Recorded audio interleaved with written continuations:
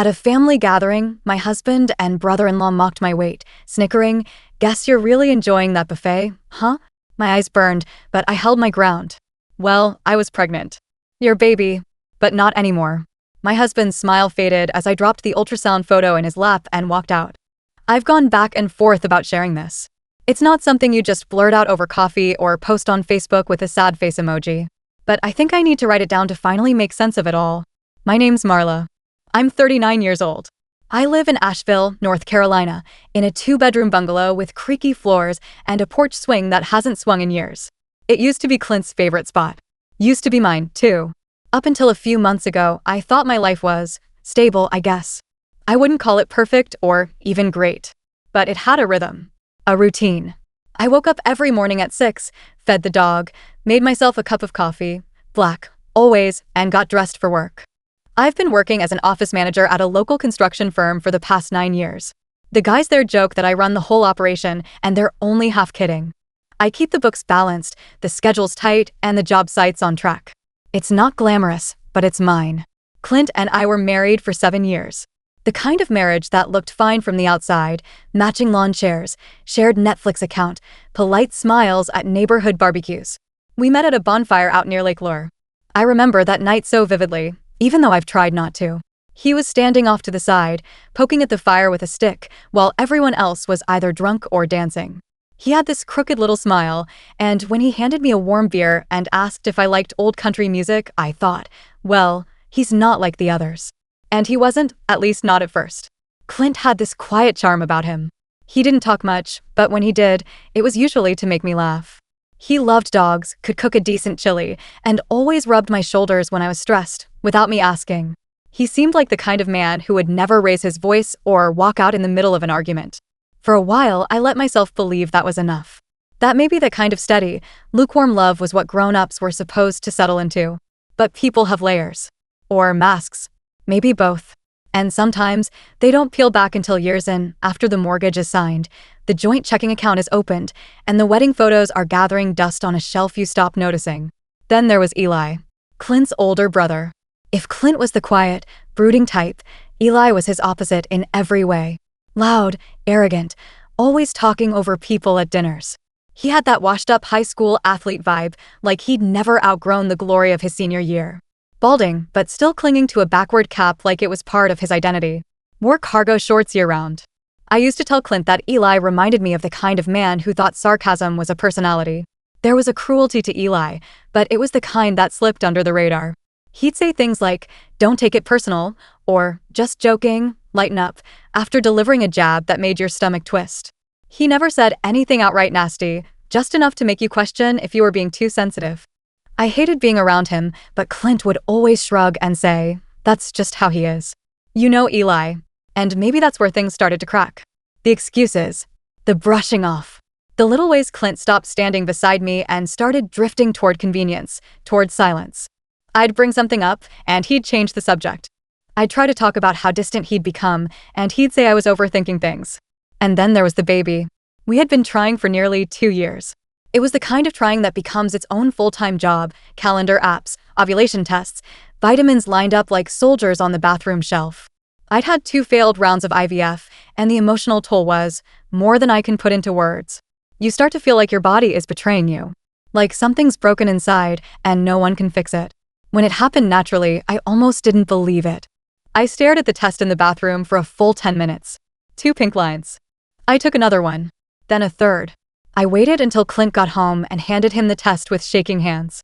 He looked at it, blinked a few times, and then he cried. Honest, silent tears. He kissed my forehead and held me. And for the first time in a long time, I thought, we're going to be okay. I was 8 weeks along by the time of his mother's birthday. We hadn't told anyone yet. I was waiting for the right moment, the right week, the right heartbeat. I was nervous, scared. My body was changing fast. The bloat made me feel like I'd swallowed a balloon, and my clothes didn't fit right. I couldn't sleep on my stomach anymore. I felt sick all the time.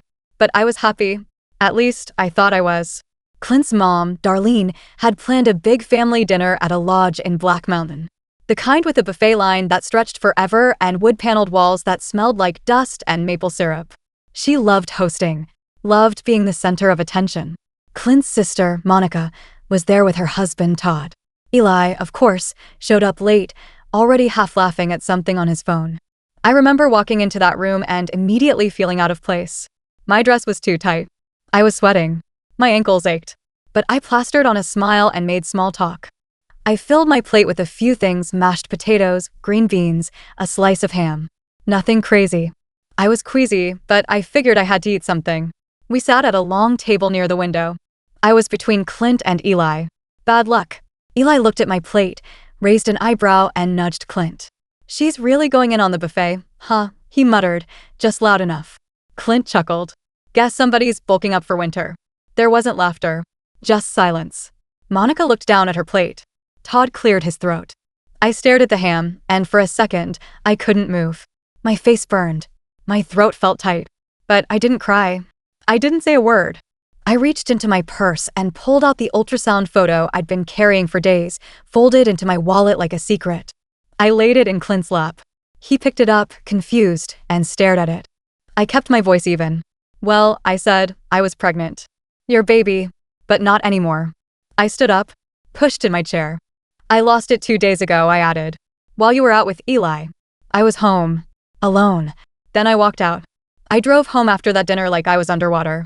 The sky was that heavy charcoal gray that smothers everything, and the highway lights looked like long, distorted streaks through the windshield. I didn't bother turning on the radio. Just the sound of tires against the asphalt.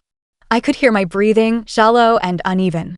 My hands were clenched so tightly around the steering wheel that my knuckles turned white, but I didn't loosen them. I just kept driving. One foot in front of the other, even if it was on a gas pedal. Something inside me had shut off. I wasn't angry yet. Not really. That part would come later. That deep, bone-level fury that makes your skin feel too tight. But right then, I was hollow. Numb. Like someone had reached inside me and scooped out whatever was left after the miscarriage and the mockery. I pulled into the driveway of the house Clint and I had bought 5 years earlier, when we were still in that golden window of our marriage, before Eli started showing up every weekend, before Clint started answering me with grunts, before I felt like I had to beg to be heard. The porch light was on, casting that warm glow I used to find comforting. Now it just felt like a lie. His shoes were by the door, slightly crooked like always. That stupid little detail made something twist in my stomach. It was like his laziness had become its own kind of punctuation mark in our life. I stepped over them without touching them. Like they didn't belong to anyone I knew. I walked down the hallway, past the kitchen where I used to hum to myself while cooking dinner, past the laundry room where we argued about socks, and into the bedroom. The bed was made my side, at least. His side was a mess, like he'd been tossing and turning for days and never fixed it. I didn't care. I didn't scream or throw things or sob. I just started packing. Quietly. Not everything. I wasn't ready for that yet. Just enough for a few days. A week, maybe. A suitcase with jeans, underwear, my softest hoodie, 2 pairs of socks I actually liked. I grabbed my phone charger, my face wash, the toothbrush I preferred. I hesitated before pulling open the drawer with the ultrasound photo, but it wasn't there. He must have taken it. I didn't want to know what he did with it. I took the photo of my parents from the dresser, me at 12, grinning with braces between them. The one I kept next to the candle I never lit. I took that too. There was no dramatics. No slammed drawers or torn hangers. It wasn't a scene out of a movie. It was muscle memory. Mechanical. Like a part of me had been preparing for this moment without admitting it. Clint didn't come home that night. I didn't expect him to. I didn't sleep in our bed. I couldn't. I curled up in the guest room with a blanket that smelled like old detergent and tried to shut my eyes, but my body wouldn't let me. Every ache in my lower back reminded me of what I'd lost. My stomach cramped like it was trying to punish me all over again. But the real pain, the sharpest one, came from remembering Clint's laugh. That split second of cruelty. And not just his. Eli's smug voice echoing in my head, like a scratched record on repeat. And the worst part? The silence from the rest of them. Monica, Todd, even Darlene. Not one of them said anything. I'd never felt so utterly disposable. By morning, I'd made up my mind. I called Janae. She picked up on the second ring. Her voice was groggy, but I didn't even have to explain. "You need me to come get you?" she asked immediately. "No," I said. "I've got the car. I'm coming." She didn't ask for details. Didn't press. Just said, "Okay. I'll put clean sheets in the guest room." I drove to Brevard in a daze. The Blue Ridge Parkway was almost empty, the trees starting to turn that deep, fiery orange. It should have been beautiful. I barely noticed. I kept gripping the steering wheel like it was the only thing holding me together. When I pulled into Janae's driveway, she was already on the porch. Hair in a messy bun, mug in her hand. She didn't smile, just opened her arms. And I finally broke. I dropped my bag at my feet and let myself collapse into her. The sobs started in my chest and didn't stop for a long, long time. Janae didn't push me to talk that first night. She knew better. She just held space for all of it. The crying, the staring into nothing, the way I kept touching my stomach like there might still be something there. She let me be. Let me sleep as long as I needed. I didn't wake up until noon the next day, and when I did, I wasn't even sure what day it was. Her guest room was small but soft and warm. It smelled like eucalyptus and fabric softener. There was a little plant on the nightstand, a succulent in a bright blue pot, with a tiny sticky note tucked under the rim that said, "You're safe here." That note broke me all over again. The next few days passed in a blur. I barely touched food. My stomach felt too tight, too full of grief. Janae made soup, chicken and rice, the way she used to when we were in college.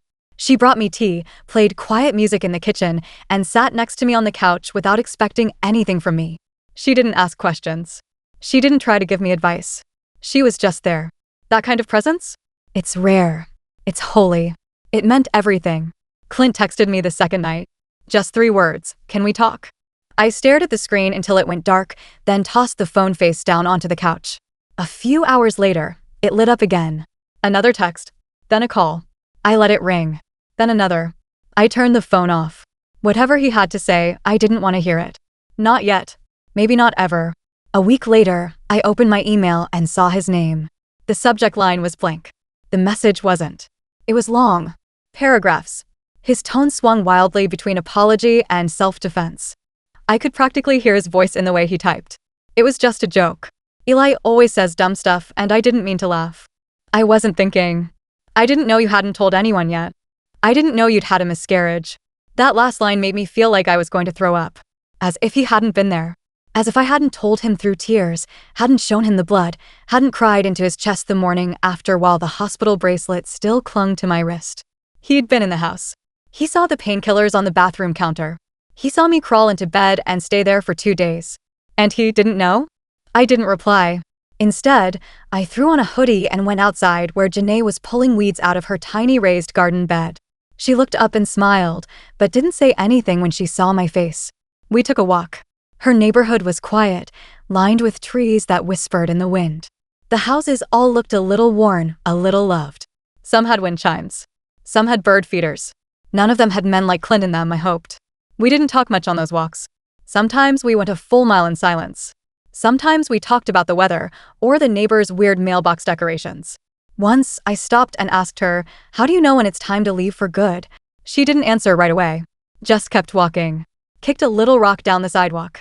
"Finally," she said, "when staying starts to feel like erasing yourself." That hit me so hard I had to stop walking. Because that's what it had felt like for months, maybe years. Like I was slowly becoming invisible.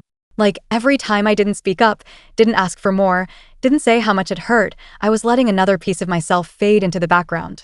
Staying had started to feel like disappearing. A few days later, Clint showed up at Janae's house. No text, no call. Just the sudden slam of a car door in the driveway, followed by those familiar, heavy footsteps coming up the porch steps like they owned the ground beneath them. I was still in my pajamas, hair a mess, sitting on the edge of the guest bed, folding and unfolding the same corner of a blanket over and over. Janae was in the kitchen. She heard it too. She looked out the window, muttered a sharp, "Are you kidding me?" under her breath, and walked to the front door like a soldier walking toward battle. She didn't wait for a knock. She opened the door before he could even lift his hand and stepped right into the doorway, blocking the view. "She doesn't want to see you," she said flatly, arms crossed. She didn't raise her voice. She didn't flinch. She stood there like a damn wall. I froze in the hallway, halfway behind the corner. My heart pounded so loud I was sure he could hear it from the porch. My palms were slick with sweat. My legs felt like stone. Clint's voice came through the door, low and rushed. "Marla, please. I just want to talk. 5 minutes." I didn't move. Janae didn't either. "You had 5 years," she said. Her voice was steady. Cold. Like steel pulled from ice. "Now get off my porch." There was silence. No angry yelling. No begging. Just a pause, long enough to feel like a shift in gravity. Then the sound of footsteps. Slow ones. A car door. The engine starting. Fading. Gone. And that's when my knees gave out. I slid down the hallway wall and sat on the floor, hugging my knees to my chest, sobbing in a way I hadn't even at the hospital. It wasn't grief for Clint. Not exactly.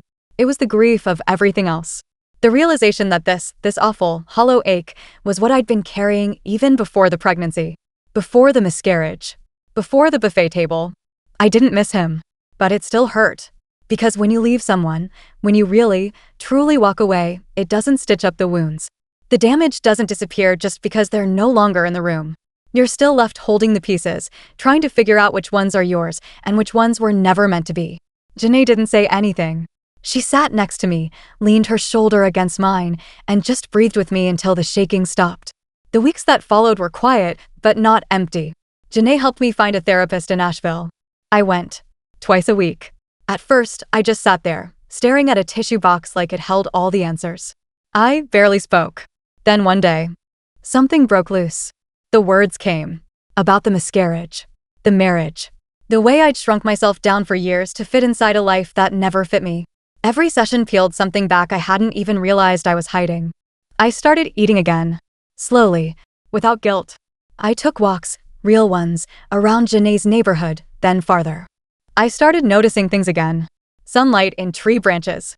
Kids' chalk drawings on sidewalks. The smell of bread from the corner bakery. Clint sent 2 more emails. I deleted them both without opening. He never showed up at Janae's again. But I knew he'd pop up somewhere. Men like him don't disappear quietly. They linger, waiting for another chance to be needed. Only I didn't need him anymore. I started planning not just how to leave, but how to rebuild. It wasn't about escape. It was about choosing. Choosing what to take with me and what to leave behind. Choosing who I wanted to become. I got a job at a little bookstore downtown. The kind with creaky floorboards and mismatched shelves. The owner, Denise, was a wiry woman with silver hair and a jazz obsession. She paid enough, but more than that, she offered peace. It became a place where my thoughts could breathe. Customers were kind. They smiled without expectation. One afternoon, I ran into Monica at the co-op. She froze when she saw me. Her eyes widened like she'd seen a ghost. I didn't move. I just looked her dead in the eye and waited. She swallowed, blinked fast, and said, "I didn't know." "I'm sorry." I shrugged. Calm. Steady. "Now you do." I walked past her, grabbed my basket, and kept going. But the best part? She followed me into the parking lot. Called after me like a character in a bad TV movie. "You deserve better than how he treated you." I turned, looked her square in the eye, and said, "I know." And for the first time in years, I truly meant it. A month later, a manila envelope arrived at Janae's. Clint had finally filed for divorce. Too little, too late. I'd already hired a lawyer. Beth Hammond. Mid-50s. Short haircut, sharp suits, and a spine made of titanium. She didn't smile much, but she listened better than anyone I'd ever met. And she didn't mess around. Turns out Clint had a lot more tucked away than he let on. Retirement accounts. A quiet little investment fund. Some stocks he'd never mentioned. Beth found it all. And I got half. More than half, actually, once she was through. I took the house. Then I sold it. With the money, I bought a little cottage outside Asheville. 2 bedrooms. A screened-in porch that looked out onto a patch of trees. A clawfoot tub that made me feel like I was living in a magazine. The place didn't come with ghosts. Just space. Light. Stillness. I filled it with my things. My books. My music. My silence. And then, one evening, I lit that candle. The one from the dresser. The one I'd kept next to the photo of my parents but never touched.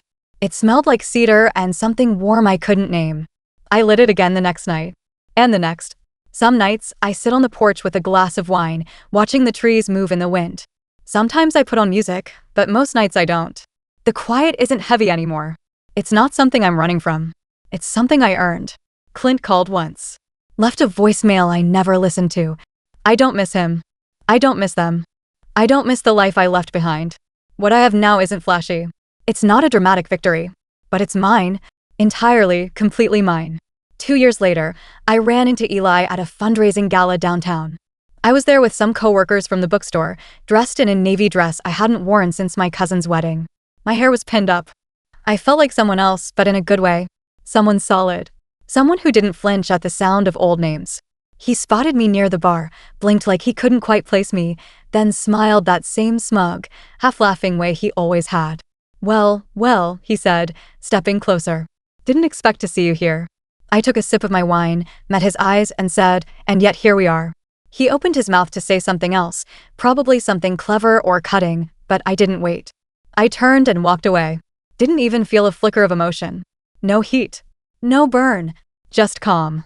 Later that night, I danced with a man named Victor who smelled like sandalwood and didn't interrupt me once. He just listened. Asked questions.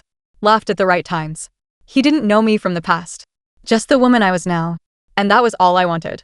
I didn't need a movie ending. I just needed peace. And I had it.